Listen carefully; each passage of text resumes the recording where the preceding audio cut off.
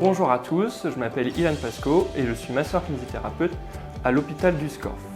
Je suis rattaché au service de médecine physique de réadaptation et j'interviens plutôt sur les tâches numéro 3 qui correspond à la pneumologie, cardiologie et diabétologie. Je suis ici aujourd'hui pour vous parler de l'EOF 70.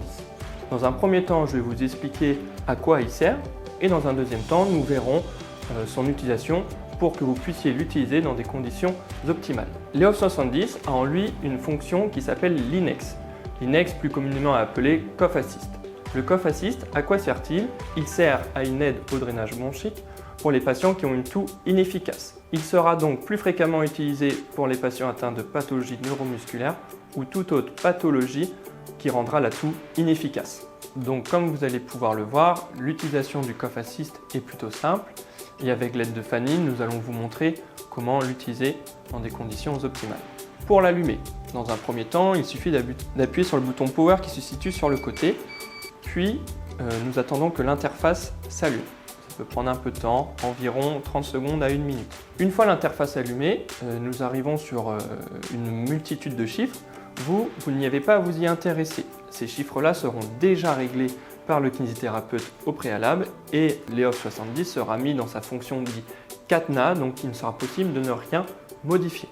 Il faut savoir que l'EOF 70 est sur batterie. Nous pouvons voir ici qu'il est chargé. Si jamais il n'est pas branché, il existe un branchement sur secteur et il fonctionnera tout autant. Ce qui nous intéresse ici maintenant, c'est plutôt comment démarrer le Cough Assist.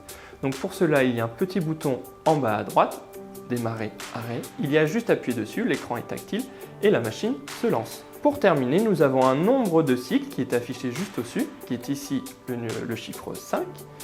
Il est possible d'aller jusqu'au bout de ces 5 cycles ou alors il est aussi possible d'arrêter pendant ces cycles en réappuyant sur le bouton démarrer, arrêt. Pour la manipulation de la machine, il faut prendre le masque situé ici, qui est relié à sa tubulure, puis venir le poser sur le patient. Le masque doit prendre le nez et la bouche en l'enfonçant bien sur la face du patient. Ça peut créer quelques points de pression, mais le patient sera habitué.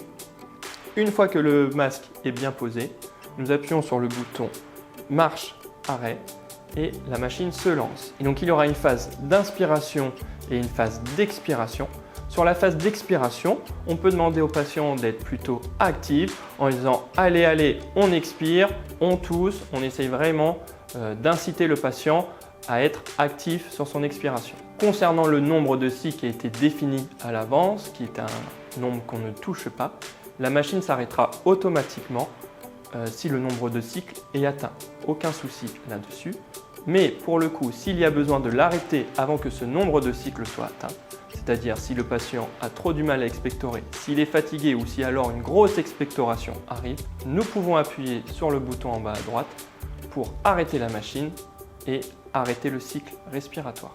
Bien entendu, l'utilisation de la machine se fait avec un masque chirurgical ou FFP2 et des gants. Et enfin, pour éteindre cette machine, il suffit d'appuyer longtemps sur le bouton en bas à gauche, le petit bouton Power, puis appuyer sur Valider. Et la machine s'éteint.